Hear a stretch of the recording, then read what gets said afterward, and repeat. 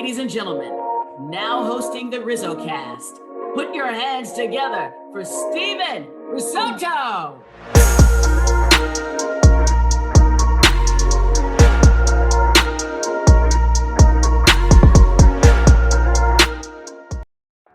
What is going on, everybody, and welcome. My name is Steven Risotto. I cover the San Francisco Giants for SF Bay, and I'm the host of RizzoCast, a podcast that features current and former big league players, coaches, fans, media, and others who are regarded as some of the brightest minds around the game of baseball. Today's guest is Greg Gibson, a former Major League umpire who spent 25 years at the big league level from 1997 to 2022. He worked 1 All-Star game, 3 wildcard games, 10 division series, 5 championship series, the 2011 World Series, and 2 World Baseball Classics. He was also the plate umpire for Randy Johnson's perfect game in 2014 and for Clayton Kershaw's 2014 no-hitter. He's now retired, and he's working for his own insurance firm in Kentucky. Greg joined me from Harry Wendelstedt Umpiring School in Florida, where he's an instructor for the week. We had a really outstanding conversation about how umpires are viewed. I got his thoughts on some of the new technology that could or maybe not are going to enter into the game coming up soon. You might know what technology that is. And his viral moment, which you also may know, and so much more. We talk about his journey coming up next on RizzoCast. This is episode number 128, and let's get started. All right, we are back. We are here with Greg Gibson, former Major League umpire, and Greg is nice enough to take the time and say hello. Greg, how you doing? Welcome. I'm doing good. How are you doing? I'm doing great. There's sunshine here on the West Coast, so I think that's a new something that we haven't had in the new year. So it's pretty great. I want to get into where you're at right now, because first and foremost, you're live from the Harry Wendelstedt Umpiring School down there in Eastern Florida in the Daytona Beach area. It's kind of near there. And there's currently a batch of young aspiring umpires hoping to learn a thing or two about umpiring. What's the vibe down there? Give me a little bit of a rundown. Well, it's incredible. I mean, it's a lot of fun for me to be here. They kind of look, I'm the retired guy now, but I mean, I'm enjoying myself. It's 79. It's sunny. It's gorgeous, but we got a good class. Every year in January, the Major League umpires go to Arizona for meetings, and Hunter called me and said, hey, since you're retired now, would you come down and just kind of hang out at school while we're gone for the week? And so I'm kind of around my presence. It's a chance for me to pass on some knowledge to some of the students, but a lot of knowledge onto the young instructors. The instructors here are all in the minor leagues, aspiring to become major league umpires. And so we got a couple guys going to big league spring training, and so it's nice for me to sit down and say, hey, do this, do this, do this. It's nice to be able to pass on that knowledge to the next generation. So. Yeah, and it's been a while since you've kind of been in their shoes, but does being around them kind of take you back to being like a young and up and coming umpire yourself? Absolutely. When I was going through the minor leagues, I taught at the Wendelstedt Umpire School, and I walk around and I watch these guys do it, and I'm like, the processes and the way they teach and everything, I got taught how to do that. Kind of the process, and you watch these guys do what they do, and it's the same process. We say the names change, the process is the same. I mean, it's no different than the way Scott Potter, Pat Connors, Sam Holbrook, myself, Hunter, when we were all young umpires in the minor leagues instructing. It's the process is still the same, and it's really cool to watch. This 30 years ago was my first year on the Wendelstedt Umpire School staff. And to come back 30 years later and see these young guys doing exactly what we did and how it works and how you develop these guys, I mean, it's pretty incredible. Harry was, he was just an incredible teacher and incredible instructor of umpires. So it's just cool to be a part of again. Yeah, absolutely. And one of the things that I was wondering is because I've seen some video the past few days of the school going on, and I'm seeing they're working in the batting cage, and it's kind of like there's pitching machines and all that, and the equipment is great and the facility looks great. Do you think a lot of these kids and a lot of these guys are very like itchy to get right into live pitching? And then your job is to kind of go, okay, slow down. We're not there yet. We got to get the mechanics down first. Are some of them like a little bit more itchy to do, to move on a little bit in terms of like the advancement level? Oh yeah. I mean, that goes without saying in anything you get into, but what we're doing like right now, we do what they call control games, where you set up scenarios for potential plays and rule interpretations and things like that on the field. But today we actually are going to, this afternoon, about 2:00, 2:30, we're going to do the demo for how a live game will look. And then we actually have high school teams coming in tomorrow. We go to live games tomorrow. So when I taught at umpire school, it was probably, we had somewhere between 36 and 38 working days on the field. And the way it is now, it's condensed down. They've only got like 28, 29 working days on the field. So it moves along pretty quick. These guys are ready to get live play and all that, but we teach it like you've never umpired before. We start with the very basics, putting your hat and mask on. Two-man system. We teach it like they have never walked on the field ever before. And, there's like I said, I talk about the process of now teaching them our way and getting rid of bad habits and starting to look like a professional umpire. That's one of the biggest things that we do. Mm-hmm. So yeah, they'll be ready. They'll be excited. We've told them what's coming. And so it's going to be a fun day. Let's say someone is kind of on the fence about maybe becoming an umpire, even like, at the big league level, not just at the big league level, but let alone at the lower levels too. Cause I just got an email the other day, Greg, that said that there was an official shortage at the high school and college levels, and they wanted me for whatever reason to become an umpire. But what would you say, like, how would you convince someone that maybe it's the right decision for them to be an umpire? Because I know it's not for everyone.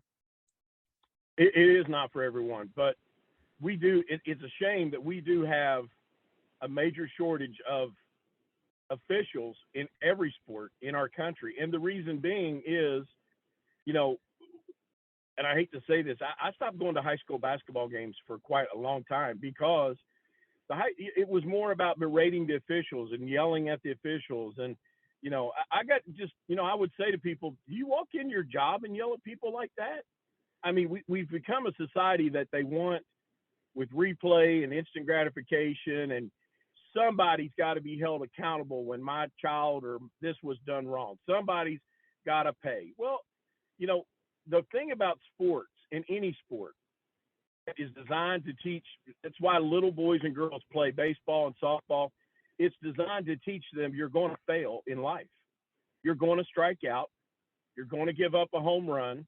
You're going to make mistakes. Life is full of failure, and we do not allow our kids to fail. And now we have, and I hate to say this, a generation of parents that they lose their mind. I mean, literally. And the officials have gotten to the point, they're just not putting up with it. And, I coached my sons in basketball in the off season. And I would tell my parents, if anybody needs to say anything, it will be me. Other than that, I don't want to hear a word. And we have coaches now that we just have, well, my kid's going to do this and my kid's going to do that. And, I would tell people back home, I hate to tell you this, but I've only been on the field with 2 guys from our area, about a 50-mile radius, and that's it. The chances of making it out of high school to college and then on the professional ranks. But sports can teach them that you do have to get up and go to work and get a job. It can teach them you may not always like the decisions made at work, You may not always like who you work with. You may not always like who you work for, but you learn how to get along. You learn how to succeed, and you realize that life is tough. You are going to fail. You got to find joy. And we have gotten to the point in our country, and that's why officials are just saying, I've had enough. I'm not listening to the parents. I'm not listening to the coaches. And then what happens? When mom and dad's out of control, guess who's next? The kids are out of control.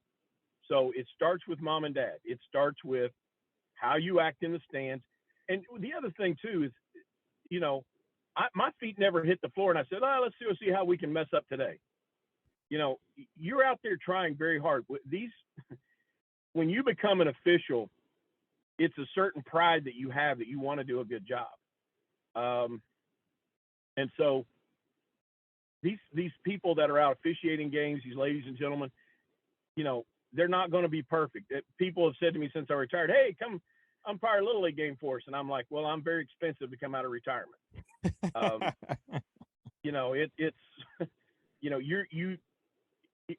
To be here at umpire school, this is 5 weeks to go through a professional umpire school. And the sacrifices that the students have made to be here, when they go back home, they should be, if they don't get into the pro ball, they should be heads and above everyone else locally. But I know every official that I've ever met, amateur, pro, they take a lot of pride in what they do. And people need to realize nobody's out to try to screw your child or your son or your daughter. They are trying their best.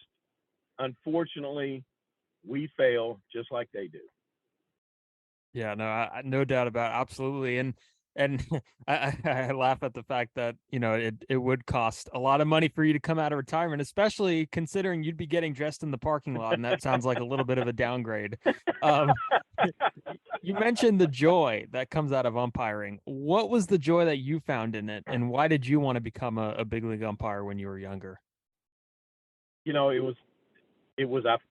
tell people all the time, I found my passion.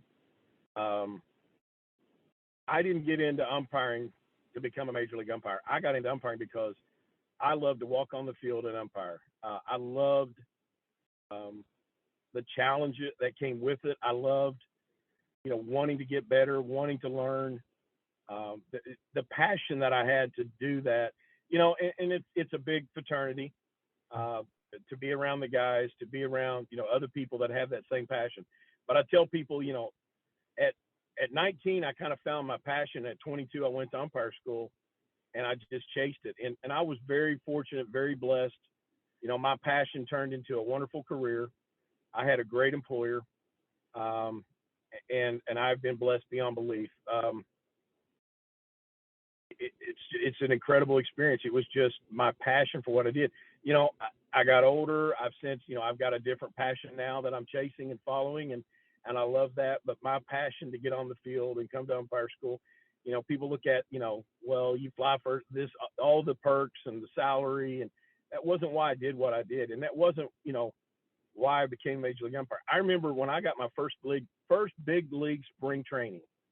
My wife and I were married, and the check came, and my hats came, and my wife sat at the table staring at the check, and I sat at the table staring at my hats. To me, I was more proud of the fact that I got my big league hats sent to me than I ever thought about the money. And my wife enjoyed the money, don't get me wrong, but it wasn't what drove me to do the job. What drove me to do the job was I absolutely loved it. And you've seen kind of the profession evolve in so many different ways. There's been technology upgrades. There's been rule changes. Yeah. There's been scheduling changes with interleague play. And there used to be the umpires divided within the leagues, the American and National League umpires. And, I think the biggest one is that, you guys are in the spotlight and you guys are public more than ever before. Like if something happens, it's on Twitter within seconds. So since you've been in the game, what have kind of been those biggest changes, maybe positive changes that have stuck out to you that have made a big difference? It's kind of funny. One of the young guys on the staff, they were asking me questions. We were watching the Monday night playoff NFL game, And one of the guys said to me, he said, you kind of, your generation bridged the gap between old school and the new way now with the technology. When I said it this morning, when I came to the major leagues, when I started coming up and down in '97, not every game was on television. There wasn't regional Fox coverage in every big league town. I mean, we were still on the radio, and I remember the radio personalities, Jack Buck, Ernie Harwell. Those guys were still primarily on the radio, and they came in the locker room a lot. The Pittsburgh guys, I can't think of his names right now, but we had a lot of the broadcasters. It was the radio, and so the technology of I remember the old guys talking about the red light coming on in center field. These guys now don't think anything of being on TV, and then the box on television, and then all the technology that's come down after every plate job in the big leagues the last several years. I get a score on my, they send it to me. I can look at my email on my phone. I can pull video up on my phone, whereas we had old VHS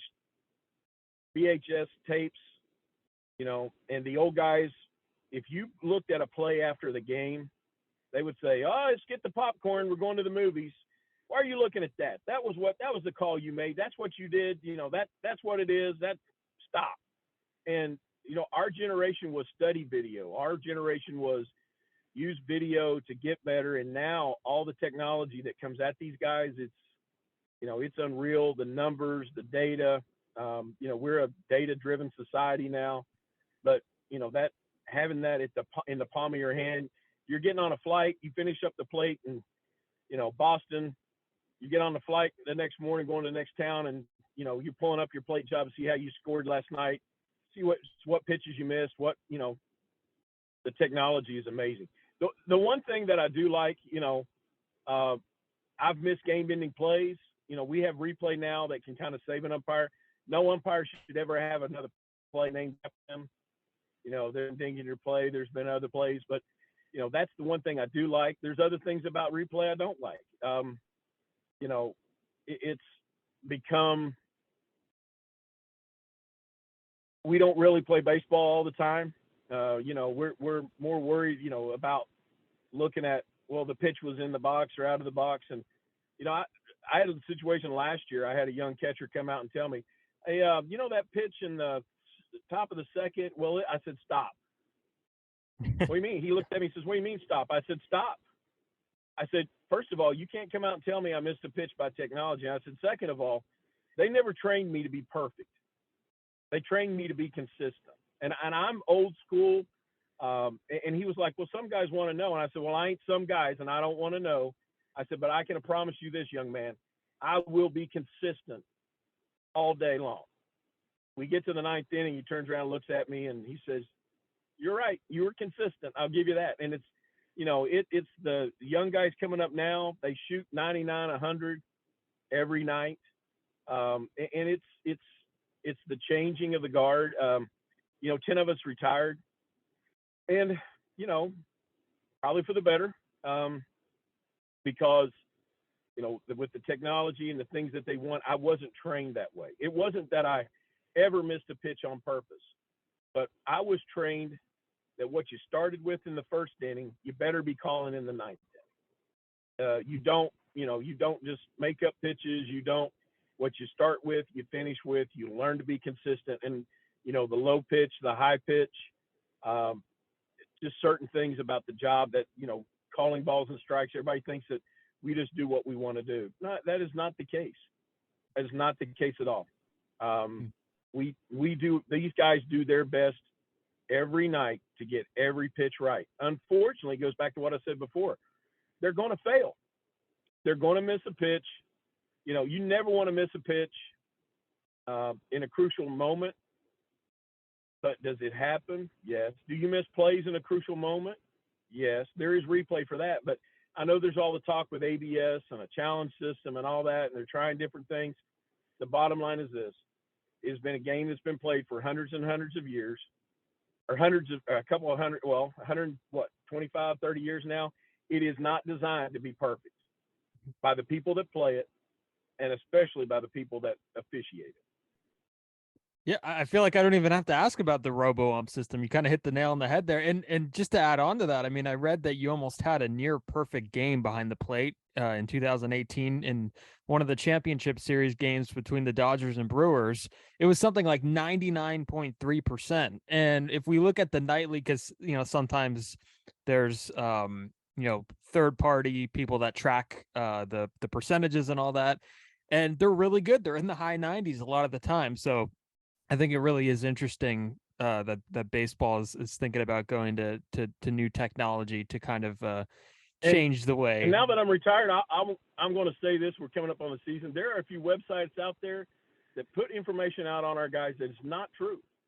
Joe West has mentioned it. Other guys have mentioned it. There is a certain website. I'm not going to say the name, but I think everybody can figure it out. They put information out there about our guys, and it is not the same scoring system that our guys are scored by. And, it's not right. If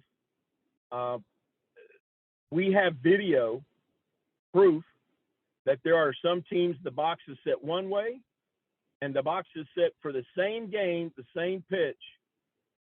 The other broadcast team has the box at a different location. We got video of that. And so it kind of, I can say it now, everything that you see and read and hear ain't always true. When you watch a game, if that umpire is being consistent, that's what you want. That's what you desire. They're not going to be, they talk about robot umpires. Well, that ABS system doesn't always track every pitch. You've got live action in 3D with and the thing about it is every one of our ballparks, they're different. You go to an NFL field, it's all the same dimensions. You go to the NBA, it's the same dimensions. You go to the NHL, it's the same dimensions. You watch Major League Soccer, it's the same dimensions. Well, every ballpark is different. Cameras are put in different locations. Tracking systems. I know they've got the big TrackMan or whatever right behind home plate, but we have shadows. We have some ballparks with air conditioning. We have different, there's so many things that go into this thing being calibrated that it's not always 100%, it's not even an ABS system. It's not going to totally be perfect. Again, it go back to the same. Baseball's not designed to be perfect.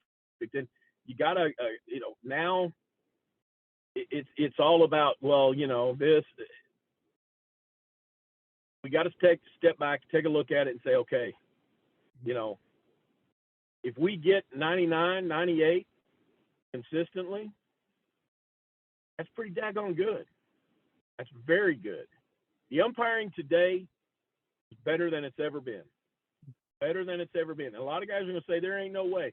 The reason why it looks like it's bad, social media, if we had social media when I started coming up and down, they'd had a field day. The umpiring, everything wasn't on television. Everything's not on social media. Everything's not glorified. You talk about Twitter. There's been times my sons have called me after a game and like, hey, Dad, you blew Twitter up in the third inning. I didn't mean to blow Twitter up, but everybody now with social media feels like they need to have input or opinion or, and it's the day and age we live. And, got to understand it's an incredibly hard job to do. Not everyone can do it, and it's never going to be perfect. No matter how bad they try, it is never going to be perfect. Now, are you going to be intrigued? This is a separate issue now coming up here. Are you going to be intrigued to see how this whole new shifting regulations are enforced? Yeah, I feel sorry for our guys. There's so much to do as far as call a major league game and the scrutiny that you're on, and now they're asking so much more of our guys, with pitch clocks and things. And do I think it's going to be good for the game to, increase viewership or what? I'm all about it if it helps get more people watching our game and get our, but again, they've had shifts. I just think that, it's like anything else in life. They took it just a little too far, and now we've got to overcorrect it. Where if we had just been playing baseball, the way it was originally designed to be baseball, but there's such an emphasis on winning and getting the edge and using technology and all the data. You can throw that out the door when the game's on the line. It's all about the heart of the person that makes that pitch or makes that hit or makes that call. I mean, you got to have, you just got to have the ability to do it. And that's kind of hard to define with data. Yeah. And now kind of going to some of the things that you've gotten to do during your career, you had the chance to work the World Baseball Classic in 2009 and 2013, and it's coming up again in March, and it's still kind of like in its infancy. It's kind of still a rather new I think this is maybe the fourth or fifth one that they've done, and maybe the popularity wasn't what it is now when you work them, but did you understand kind of how big of a deal the WBC would be and what it would turn into? Because like now it's like something that everybody's looking forward to. All these countries are involved. It's kind of like putting baseball on the national spotlight in terms of, where all these players are coming from and they're getting to play for their country. So did you realize how big of a deal it was? No. For me, it was a great experience. I got to go to Taiwan. I got to go to Mexico City. I got to see to be able to go to Taiwan and see that culture and to be a part of those games and everything. Again, for us, it goes back to, it's a game I got to call, but it's really kind of when they see, talking about, I'm a fan of baseball. I'm not a baseball fan. I am a fan of baseball, and I like to see little kids play our game. I like to see our game being promoted. I gave over 30 years of my life to this game, and I want to see it continue on. We got to do some things to get our game in the spotlight. And spotlight, there is a lot of great players. I mean, these people don't realize, how talented these guys are that do this job day in and day out. And I was fortunate enough to be a part of that, to have a front row seat for all of it. And it was really, you watch these guys play the game, and there's times you go, wow, that was incredible. That was a good game, or that was an incredible pitch, or that was incredible play. But it's not like I'm going out and saying, Lindor's my guy. There's a big difference about talking about, being a fan of baseball as being a baseball fan. And I am a fan of baseball. I want to see our game get promoted and get out there and let people really enjoy it. Yeah, that should definitely be another fun World Baseball Classic this spring. This is one thing that everybody, when I told some people that I was going to have you on, everybody wanted to know this, because you've had something follow you around for like the decent chunk of your career, and it's like the most wildest and random thing. I mean, it was the standoff in the championship series in 2014 between the Dodgers and Cardinals.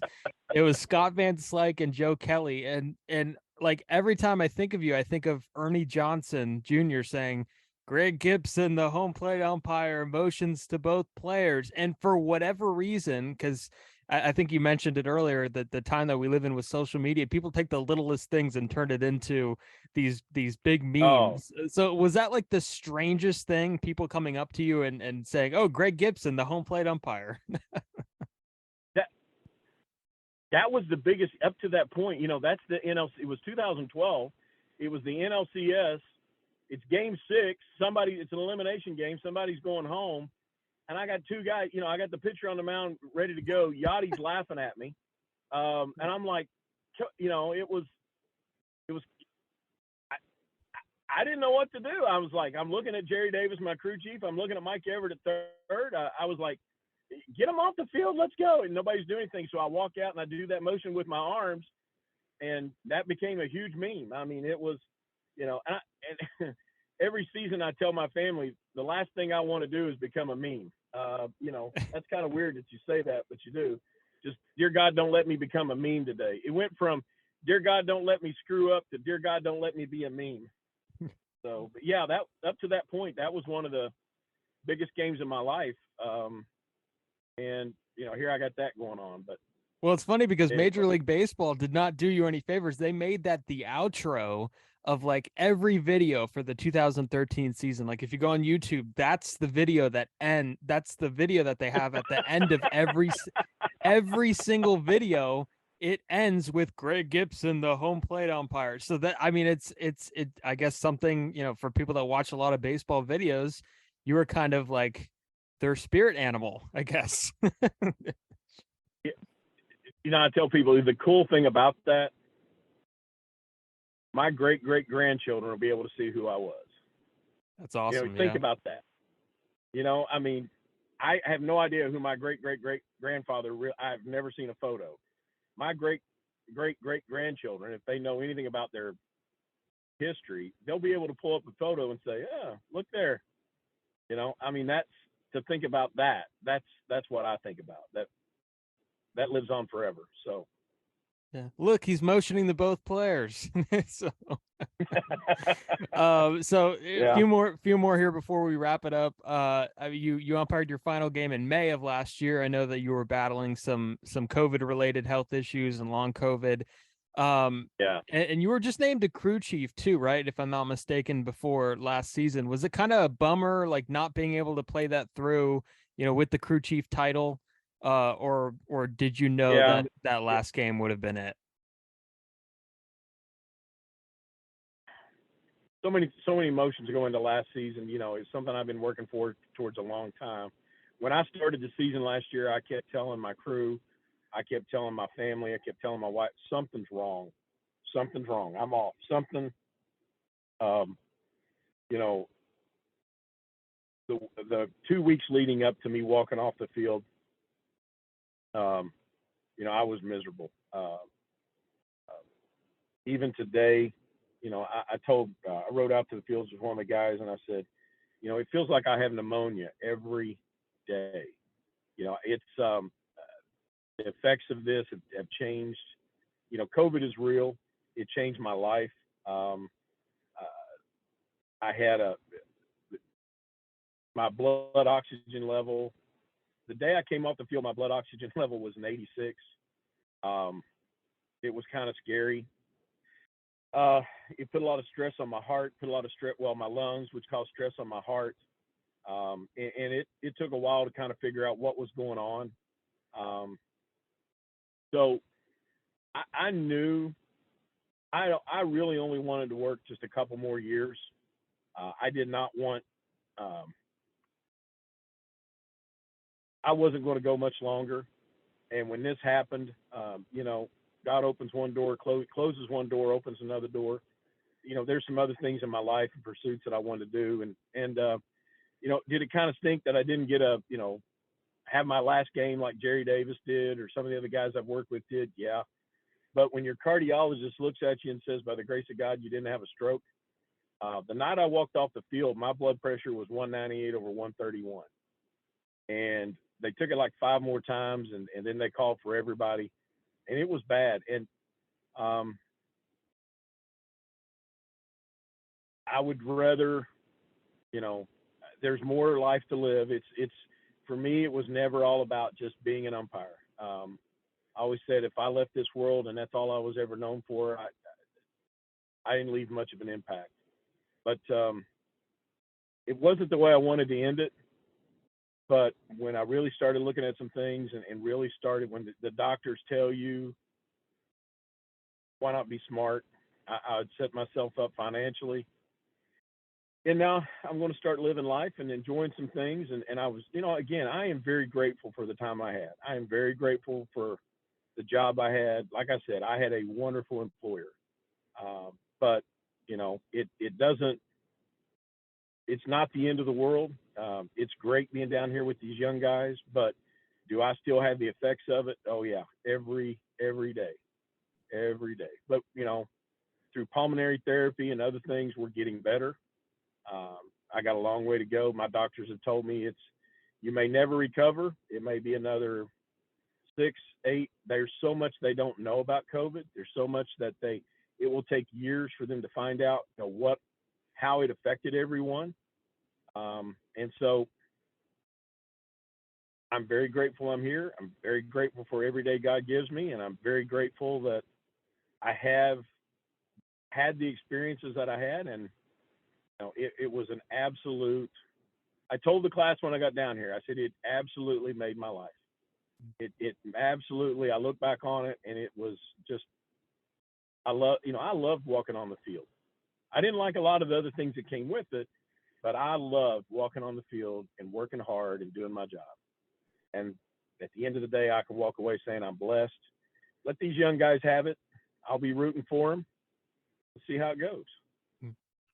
Yeah, and I always hear the stories of how athletes are kind of thankful that they had the chance to go back to school and finish up college or whatnot. And I know that was a big deal for you too a few years ago, and now you're running your own insurance agency. And so tell me a little bit about Greg Gibson Insurance down there in Kentucky, and kind of what it meant for you to go back down, because that's quite the segue from Major League umpiring to insurance. And Well, I'm sure the business side of it really intrigues you. it wasn't a big switch because, umpires, insurance, you're a necessary evil. You kind of need both.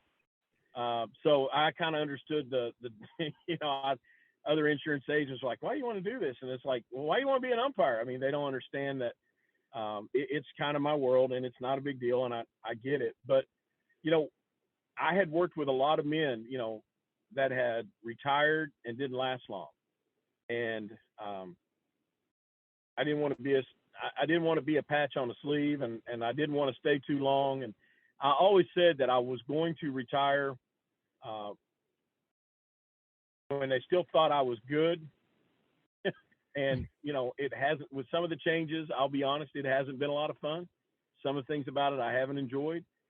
But I've been on the road 32 years, and I always said I'm going to get out of the way to let a young guy have my job, and I'm so happy I did. But it was something I started pursuing back in 2016. I was a State Farm agent in waiting, worked for Bob Munich Insurance for 2 years. State Farm kept asking me where I got my degree, and so one day I got in my truck and drove down to Eastern Kentucky, and I met a gentleman by the name of Bert Christensen, who was the dean of the risk management insurance program at Eastern Kentucky University. And they helped me finish my degree. They didn't give it to me. I had to go when I was home. They knew my schedule. When I was home, I had to drive to Eastern or Richmond, Kentucky, and take my test like any other student. And I since then I've got went back to my CIC, specializing in commercial. And I've become an insurance nerd. I read all about it, a lot of things about it now. It's what's become my new passion. I've got a great team at home right now. But for me, it was to build something of my own. I started scratch, meaning I didn't buy a book. I was my first customer, and we jumped in and learned the business. We've jumped in and really done well. And I love it. It's I look forward to going to my office. I look forward to my dog Rocky. He's with me. I got customers that come in to visit Rocky, not me. So I mean, I love the fact that they don't teach a man how to retire, and I've been fortunate enough and blessed enough to have two careers I really feel passionate about. Yeah, and the next time someone comes in there asking for like a good driver discount for their kid, you don't have to take off the mask and eject them or or anything like that. So no, it's kind of funny because there's been times I tell my carriers, my job is to make everybody play fair. When there's a claim issue and I don't feel like a company, it's like the same my umpire job. It's such a natural transition for me because on the baseball field, my job was to make sure everyone played fair. The enforcer. And that's what I did. And there's been not really the enforcer, just the one that says, that's not fair. This is what you need to do. This is not right. On the baseball field, yeah. My job was to enforce the rules. My job was to make sure that everybody played fair. And there's been times I've told my customers, you're wrong. You're not doing right. I'm sorry. And there's times I've told carriers, you're wrong. You didn't do right. You need to fix, I make everybody play fair. And I have a different approach to insurance than most agents do.